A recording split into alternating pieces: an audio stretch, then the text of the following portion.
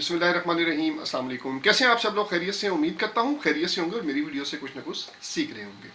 आज इस वीडियो में बात करेंगे कि हम चाइना से कोई भी प्रोडक्ट कैसे मंगवा सकते हैं और पाकिस्तान में उसको सेल कर सकते हैं।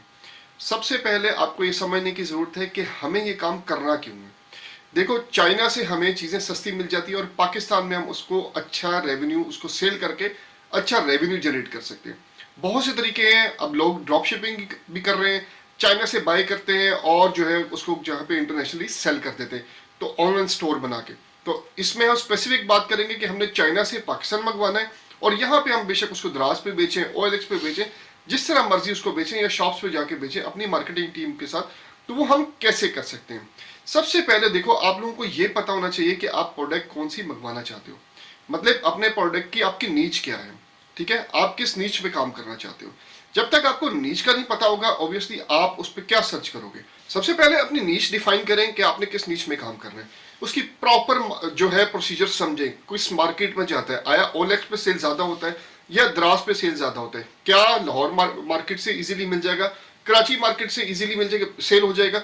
बात ये, आप जब रेट फाइंड करोगे ना, आपको पहले उसके रेट पता होने चाहिए। कोई भी प्रोडक्ट हो, कोई भी जिस भी नीच में काम करे, उसके रेट्स पता होने चाहिए। कराची में किस हिसाब से मिल रहा है, लाहौर में किस हिसाब से मिल रहा है। ये ना हो आप वहां से रेट्स वगैरह लो, कराची में उससे सस्ता मिल रहा हो और लाहौर में उससे सस्ता मिल रहा हो, ठीक है? सबसे पहले आपको नीच फाइंड करनी है। उसके बाद आपको जो है आपके जो भी नीचे उसके जो है रेट्स वगैरह आपको इकट्ठे करके अपने पास रख लेने, ताकि आपको बाद में कोई प्रॉब्लम ना हो, ताकि आपको इजी हो जाए कि यहीं से परचेज करके लोग फायदा उठा रहे हैं कि आया कि चाइना से परचेज करके फायदा उठा रहे हैं। नीचे आपने डिफाइन कर ली अपनी। उसके बाद क्या करना है, जब भी आपको चाइना से जो इंपोर्ट करनी है ना, उसके लिए वो जो भी बंदा है ना, जो भी कंपनी आपकी इंपोर्ट करके देगी, वो आपकी कंपनी के नाम पे जो है माल भेजेगी आपको। इसका क्या मतलब हुआ, आपको अपना जो है कंपनी रजिस्टर करवानी है, मतलब अपने बिजनेस को रजिस्टर करवाना है, ताकि जो भी चाइना से आप इंपोर्ट कर रहे हो आप अपनी कंपनी के नाम पे इंपोर्ट करो, ठीक है?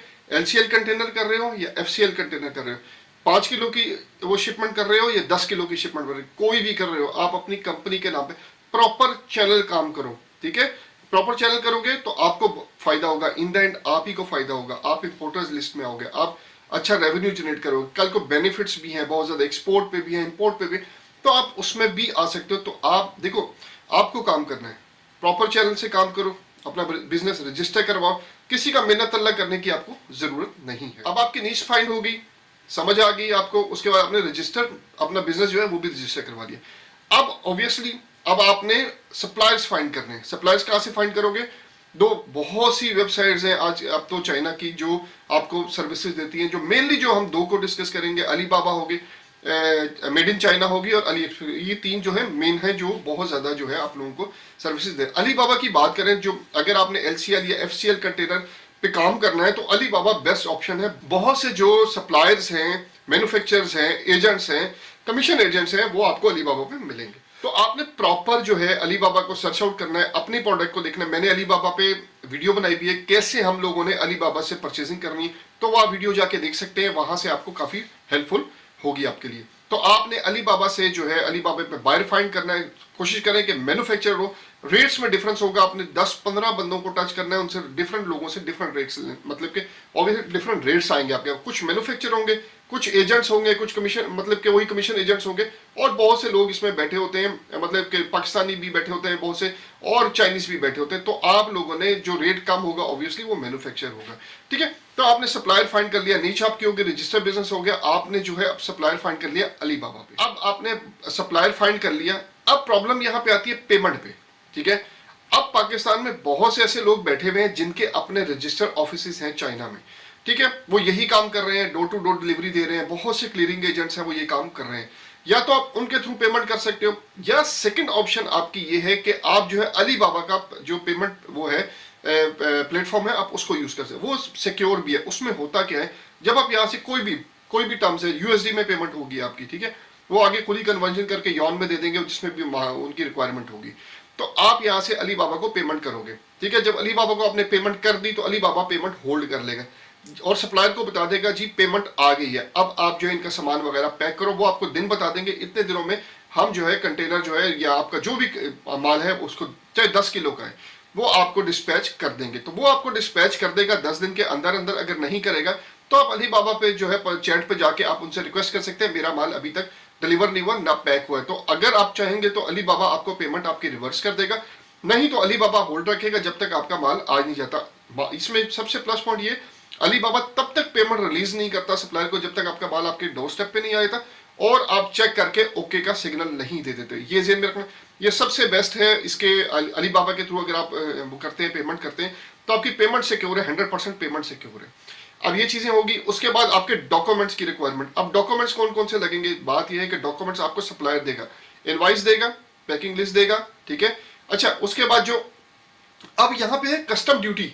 अब आपको कस्टम ड्यूटी कौन बताएगा, बहुत से लोगों के क्वेश्चन आ रहे होते हैं, ग्रुप में भी होते हैं, सर इस चीज की कस्टम ड्यूटी क्या है, इस चीज की कस्टम ड्यूटी क्या है। ये आपको जो कस्टम ड्यूटी है ना, वो क्लियर करता है कस्टम क्लियरिंग एजेंट, जो आप हायर कर रहे हो ना अपनी प्रोडक्ट। जब आप कंटेनर मंगवा रहे हो या एलसीएल कोई भी शिपमेंट मंगवा रहे हो, तो आप एक बंदा हायर करोगे जो क्लियर करवा के देगा आपको, ठीक है। जब वो क्लियर करवा के देगा तो वो आपको बताएगा जी आपकी प्रोडक्ट पे इतनी ड्यूटी लगेगी।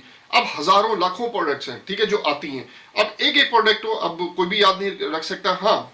तो वो आप जो भी प्रोडक्ट है, आप क्लियरिंग एजेंट से आप पूछेंगे कि भाई ये मैं प्रोडक्ट मंगवा रहा हूँ, इतनी इतनी क्वांटिटी है इसकी, वो आपको ड्यूटी उसकी बता देगा, इतनी ड्यूटी पड़ेगी, इतने में वो क्लियरेंस चार्ज अपने लेगा। तो वो आपको एग्जैक्ट ड्यूटी बता देगा, ठीक है। तो वो आपने उसी से कांटेक्ट करना है। फ्रेट के लिए भी आपने अगर एक्सपोर्ट करनी है तब भी आपने क्लियरिंग एजेंट से ही कांटेक्ट करना है, अगर आपने इंपोर्ट करनी है तब भी आपने क्लियरिंग एजेंट से ही कांटेक्ट करना है। शिपिंग कॉस्ट की बात कर रहे थे, तो शिपिंग कॉस्ट वेरी करती है। देखो, अब आपने शिपिंग कैसे करवानी है वहां चाइना से, या तो आप बाय सी कराओगे या आप बाय एयर कराओगे। बाय एयर में क्या होगा, कॉस्ट ज्यादा पड़ जाती है, बाय एयर से लोग अवॉइड करते हैं। हाँ, यहाँ पे किसी बायर की नीड है, बहुत ज्यादा नीड है कि नहीं मुझे ये प्रोडक्ट चाहिए ही चाहिए, फिर आप उसको रेट दे दोगे कि बाय एयर में इतनी कॉस्टिंग पड़ रही है, तो अगर आपको समझ आती है तो हम बाय एयर मंगवा देते हैं। अगर बाय एयर वो एग्री करता है तो आप बाय एयर उसको मंगवा दोगे, अदरवाइज आप बाय सी पे जाओगे। सी पे जो फ्रेट आजकल जो मतलब रफली मैं आपको बता रहा हूँ, $3 पड़ रहा है पर 1000, मतलब पर केजी पे, अगर 1000 केजी से आपकी शिपमेंट ऊपर है, ठीक है। ये रफली है, ये ना पक्का समझ लीजिए कि भाई इतना ही पड़ रहा है। $3 पर केजी अगर आपकी शिपमेंट 1000 केजी से ऊपर की है, ठीक है।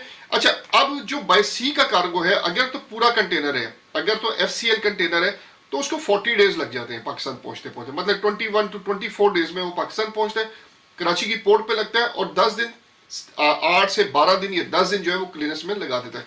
मतलब कि आपके 40 डेज आपके कहीं नहीं के। अगर आप LCL मतलब छोटे छोटे 50 केजी, 100 केजी, 200 केजी की आपकी कोई शिपमेंट है, वो आपकी 50 डेज लग जाते हैं। क्यों? उसमें यह है कि वहां से आएगी, 40 दिन उसको क्लियर होने में लगेगा, फिर वेयर हाउस में आएगी, कराची वेयर हाउस में, उसके बाद जो भी आप जिसके भी थ्रू मंगवा रहे वो आपको फिर उसको डिस्पैच करेगा 2-3 दिन उसमें। देखिए 40 to 50 डेज उसमें आप जेन में रखें अगर आपका छोटा कार्गो है, ठीक है। अच्छा, अब ये प्रोडक्ट आपने मंगवा ली, सारी आपकी जो भी प्रोडक्ट थी, जितनी स्टार्ट में आपने ज्यादा प्रोडक्ट नहीं मंगवानी, ठीक है। आपने कम से कम जो है आपने सैंपल चेक करने के लिए, मतलब आप देखना चाहते हैं कि मार्केट में क्या डिमांड है, आप थोड़ी प्रोडक्ट मंगवाएं, मतलब 100 केजी मंगवा लें, 200 केजी मंगवा लें आप, तब उसके बाद आप उसको जैसे भी सेल करना चाहते हैं, जो आपके पास आइडिया, जो आप दिमाग में लेके चल रहे हैं कि जी मैंने इस तरह काम करना है, ये प्रोडक्ट मंगवाऊंगा तो मैंने इस तरह करना है, ये इस तरह करूंगा तो इस तरह करना है, तो आप उसी तरह छोटे लेवल पे शुरू करें। ये ना हो कि जी आप हाफ कंटेनर मंगवा लें या फुल कंटेनर मंगवा लें, उसके बाद बैठ के सोचते रहे यार मैं इधर करा की, ठीक है। वो फिर बड़ा प्रॉब्लम हो जाता है, वो आपके पैसे जाया भी हो जाते हैं और बहुत ज्यादा नुकसान भी होता है। फिर बिक तो जाएगा लेकिन वो रेट वो नहीं मिलेगा जिस रेट पे आपने मंगवाया होगा। तो यहाँ पे अब आपको समझना है कि आपको काम कैसे करना है, जो है द्रास पे करना है, ओलेक्स पे करना है, या डोर टू डोर करना है। प्रोडक्ट आपने ऐसी मंगवानी है जो डिमांडिंग हो, ठीक है। डिमांडिंग नहीं प्रोडक्ट तो फिर नहीं मंगवानी। बहुत ज्यादा जिस तरह वॉचेस चल रही थी, ये जो बच्चों की वॉचेस बहुत ज्यादा इन हुई थी, उसके बाद गैजेट्स जो है, किचन गैजेट्स, किचन हैक्स वगैरह बहुत से लोगों ने यहाँ पे मंगवाया। अब तो यहाँ पे मैन्युफैक्चर होना शुरू हो गए, लेकिन पहले इन्होंने बहुत ज्यादा मंगवाया और यहाँ पे बहुत ज्यादा लोगों ने, अभी भी मोबाइल कवर्स आते हैं, चार्जर्स आते हैं, बहुत सी चीजें आती हैं, ठीक है। आपने देखनी है मार्केट की डिमांड क्या है, मार्केट की डिमांड को समझते हुए ना आपने उस नीच को, उसी नीच को आपने जो है अपनी रखना है जो मार्केट की डिमांड है। ऐसे नहीं करना आपने मार्केट की डिमांड नहीं है जी ये मुझे पसंद है तो ये मैं मंगवा लूं और उसके बाद जो है आप लेके बैठे रहे। चले, ये था कि मैंने आपको प्रोसेस समझाने की कोशिश की थी कि हम जो है चाइना से कैसे इंपोर्ट कर सकते हैं और क्या हम किस तरह हमें करना चाहिए। ये एक छोटी सी वीडियो थी, उम्मीद करता हूँ आपको पसंद आई होगी। मेरी वीडियो को लाइक, सब्सक्राइब और शेयर लाजमी किया करें ताकि आने वाले इंपोर्टर एक्सपोर्टर्स भी कुछ ना कुछ सीख सके। अगली वीडियो तक के लिए अपने भाई को इजाजत दीजिएगा। अल्लाह हाफिज।